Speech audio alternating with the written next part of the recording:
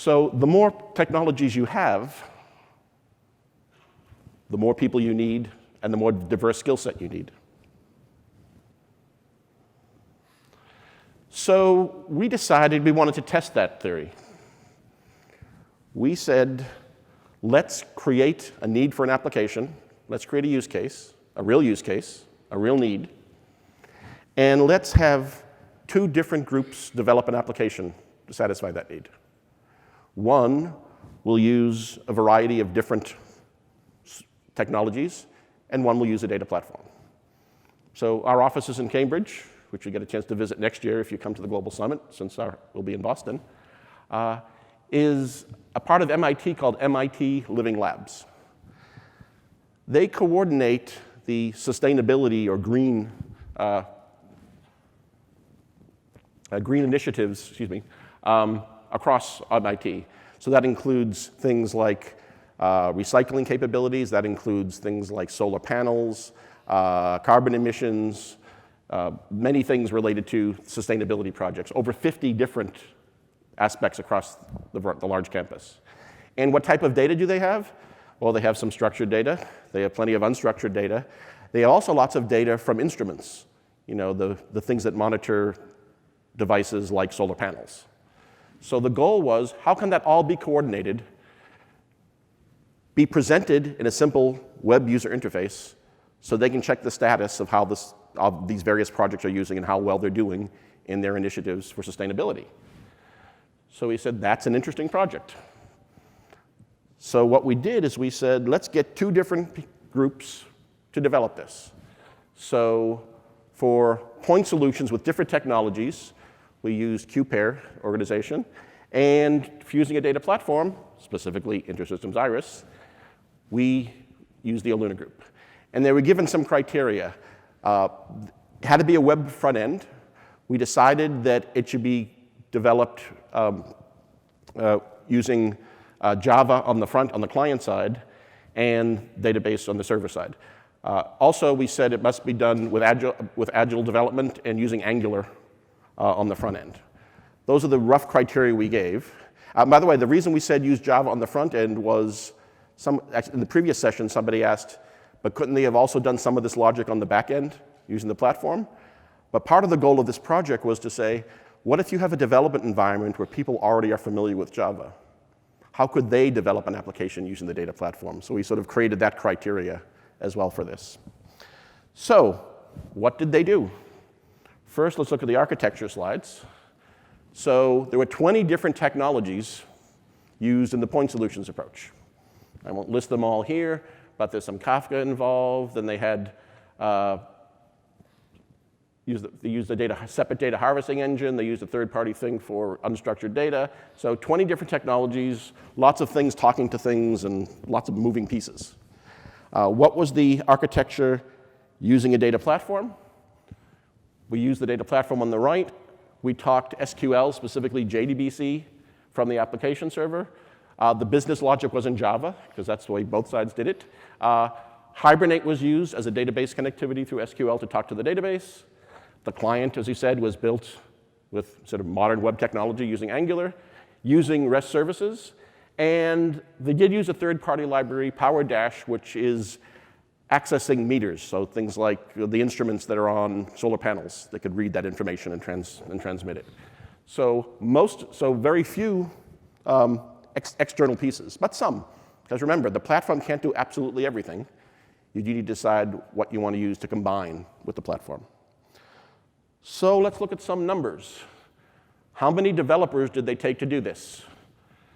There were 2 developers using the data platform, using InterSystems IRIS, and they needed 7 with all the variety of solutions that they use for open source solutions. How many different libraries?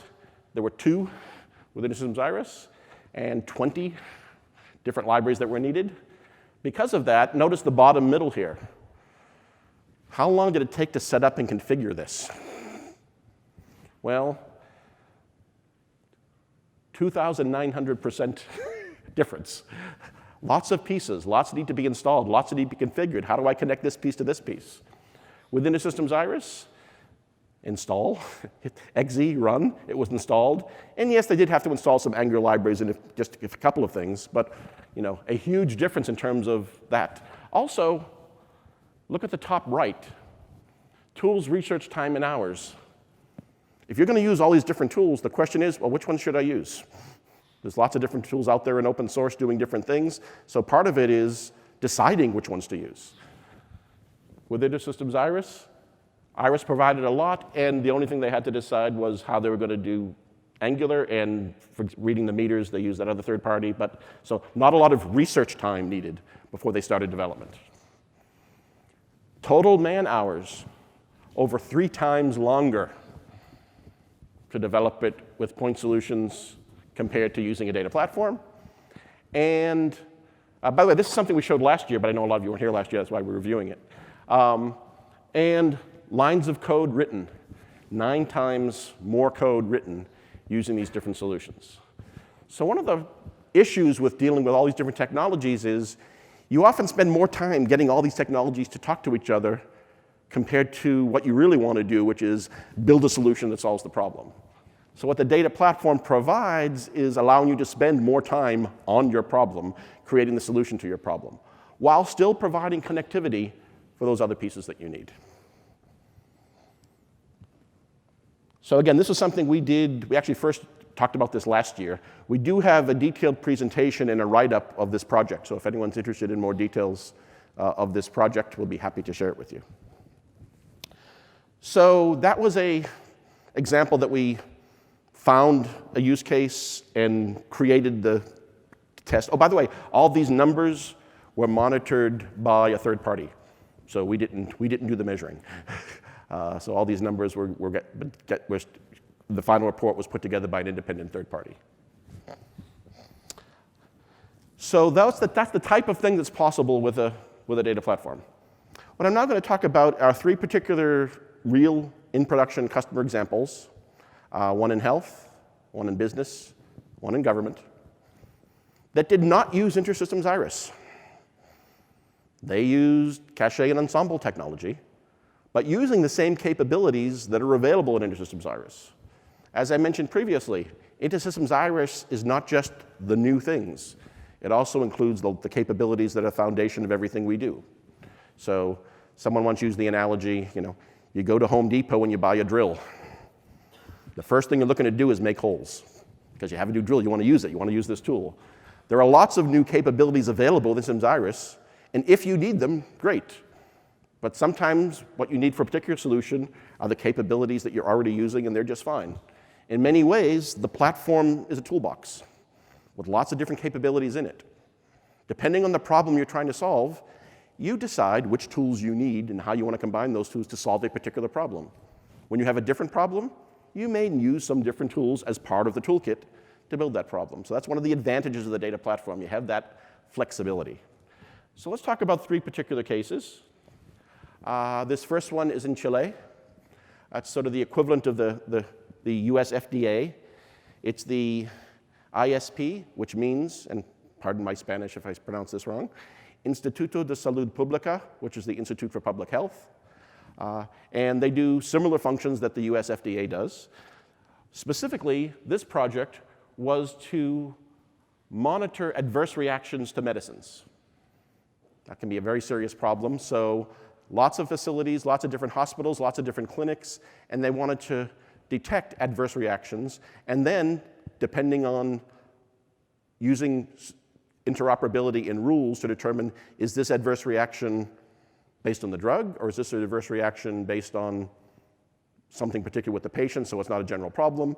So they need to monitor and record all that and present that information both to local organizations and things like the World Health Organization for monitoring purposes. So that was the goal of the project. What they did was they used the interoperable capability of the platform, in this case Ensemble. They have not moved to InterSystems IRIS yet. So they gather information from many, many different sources, hospitals, clinics, running different applications, running different databases. Also, the gathering of information, some of that is done automatically through the business processes that are set up through our interoperability capability. But some of these facilities They can't get it because in some facilities, it's not online. So they created a web interface where if something happens, they can just go to a website and record the information manually as opposed to coming electronically. So they're getting it from many sources, many, many different legacy systems that, when they were developed, probably never thought they were standalone systems, but the power of the platform allows you to access those legacy systems and integrate them together. Very important, auditing. How did we get this information? When did we get this information? Also, when we need to get information from other sites, are we getting information from that site regularly? Gee, we haven't seen anything from that site in a while. That will cause an alert to happen. Maybe that site is down. Maybe we need to get a backlog of information from them. So all that was set up. Also, people workflow. Part of these processes include manual steps. This particular information was retrieved. Now, a particular manager at this site needs to approve the next step. So part of the workflow is something showing up on that person's task list to approve or not approve the next step before the next process happens. So it's an automated process that also includes manual interaction if necessary. And very importantly, managing this and being able to display the status of all this information with dashboards. They use what we called in previous days Deep C, what we now call InterSystems IRIS Business Intelligence, to monitor all of this.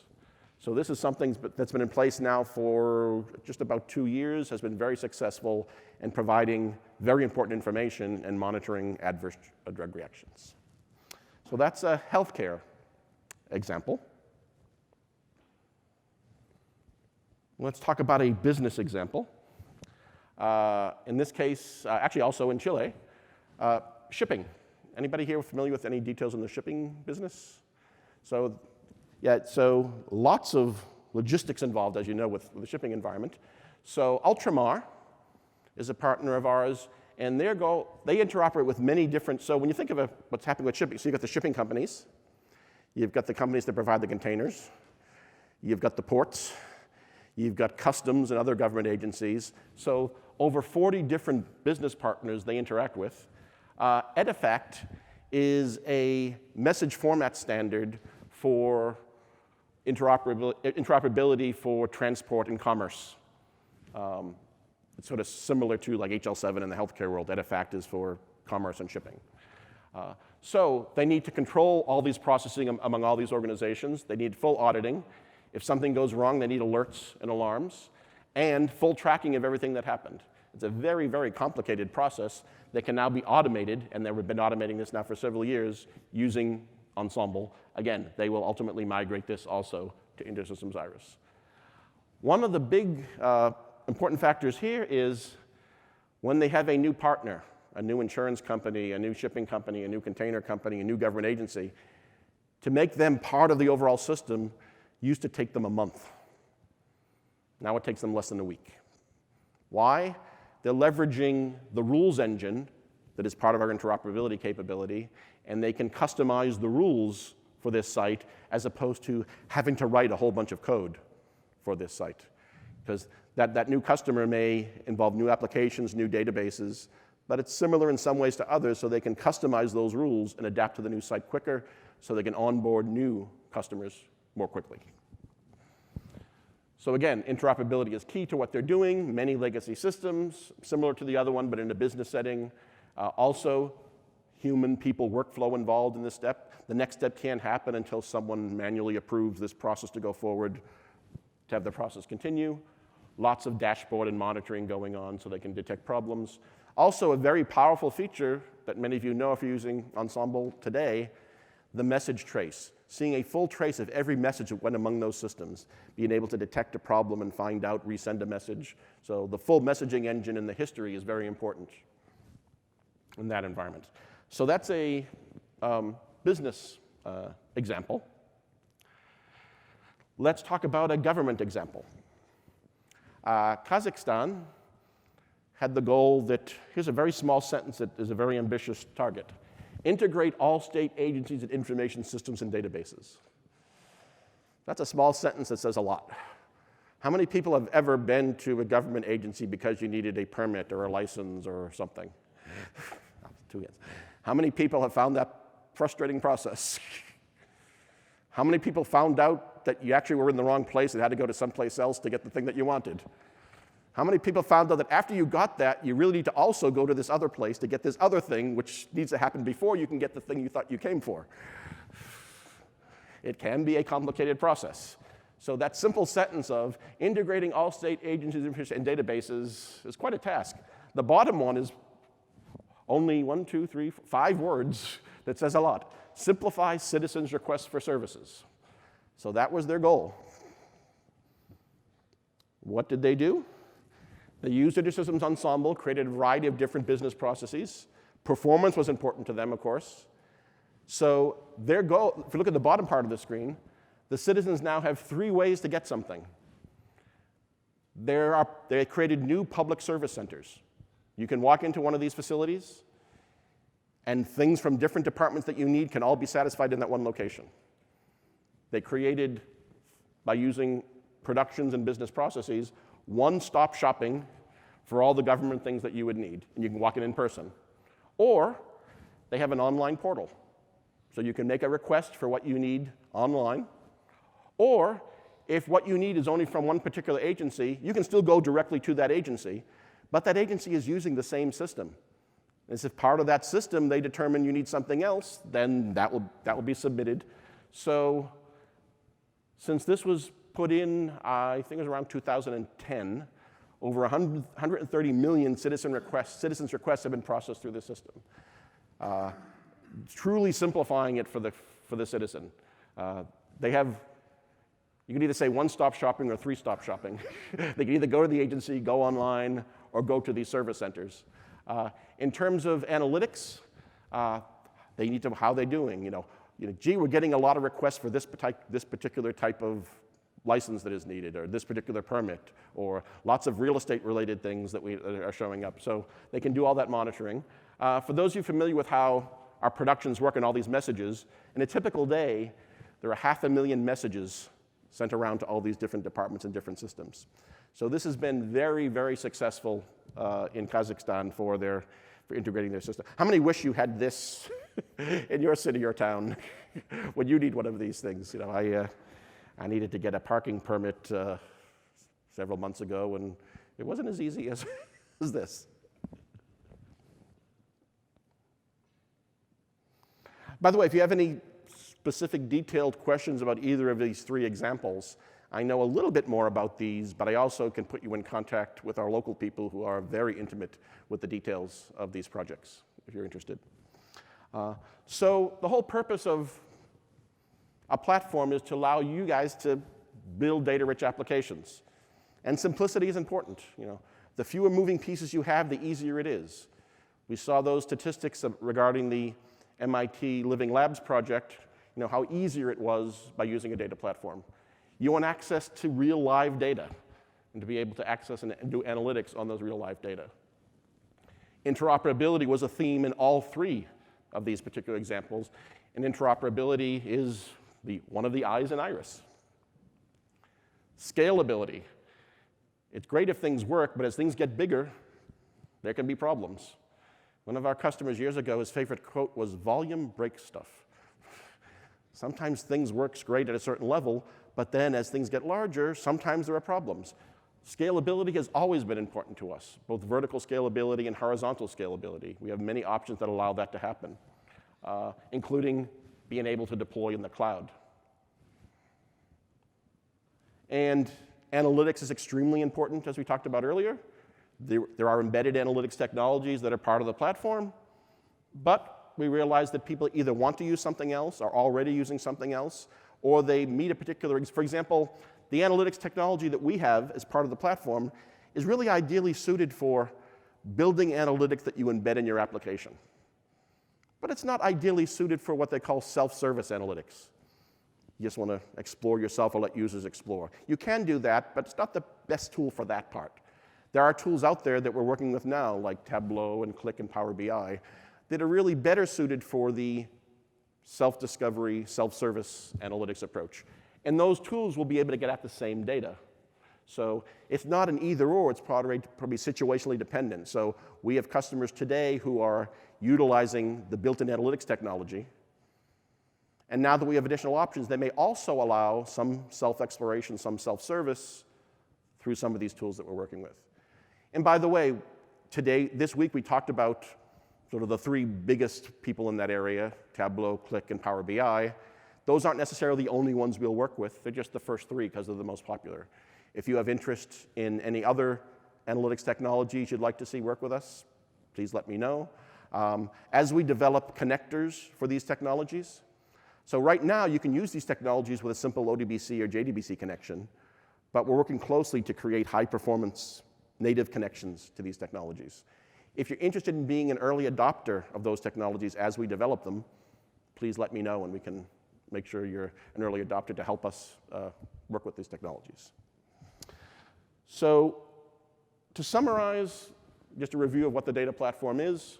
It's not just the data. It's dealing with both structured and unstructured data, multiple use cases, both transactional and analytical, being able to embed analytics in the environment, but also be able to access third-party analytics tools. And fundamental to all of this is not to build a standalone application, but to build an application that's interoperable. So that's in many ways, this is sort of a summary of what we talked about last year when we talked about the data platform. But as we talked about earlier this week, over half the attendees this year at the conference are actually new attendees, which is great. And so the Living Labs project, which we talked about last year, again, we repeated it here because of that. Also, if you have more, again, as I mentioned earlier, if you have more questions about that project, we have many more details, as well as more details about each of these three. Has anybody here already tried InterSystems IRIS, like downloaded a version to? Okay. If not, I would encourage you to do so. There's many ways you can do that. For example, is anybody here using containers yet or started using containers? So one of the things you can do is download a container that contains InterSystems IRIS as a sort of a sandbox way to play with things. So that's the end of the most part of my presentation today. I will take questions, but before I do, just a reminder, survey is very important. Please provide your feedback on this session. You can either text Summit to that number, which I tried to verify that it worked, and it does, or you can go to the app and submit a feedback for this session. All of these sessions, not just this one, but all of them, will be available, not only the slides, but the audio recording of the sessions. So there may be some that you wanted to check, but you went to something else instead. They'll be available on Learning Services. You'll actually get, as an attendee, you'll get an email that says when those will be available, and they'll be part of learningintersystems.com, all grouped together under Global Summit 2018. How many people have how many people have not been to learning.intersystems.com? Have not been there? Okay, good. Most of you have. That's good. If you haven't, how many of you who have been there liked it and found a lot of good information of how to learn things? So good. So if you haven't been there, those of you few you haven't, I would strongly encourage you to be there. We're constantly adding more and more content there. The experience labs that we did this week will ultimately be part of learning.intersystems.com, as will all the presentations, and there are many, many other things there, self-paced courses and other things. Also, this bottom title probably isn't as useful because as soon as we end this conference, it's lunchtime and the Tech Exchange will be closed, so hopefully you had a chance to go to the Tech Exchange and learn some things. And there are many other resources available, learning that I mentioned, developer community. Have people been to the developer community site? Lots of good information there as well. We still do classroom training as well. The WRC is your friend. Like, any questions you have, they can answer. And of course, you can also send email to us in many different ways. So I will be happy to take any questions you have about this. My goal was not to keep you late for lunch. And if you do have a question, if you could step to the microphone, since we're recording the session, we can make sure we get the question as well. Anybody with any questions? Okay, if there are no other questions, thank you very much for your time. Enjoy your lunch downstairs, and hopefully bump into you later. Thank you.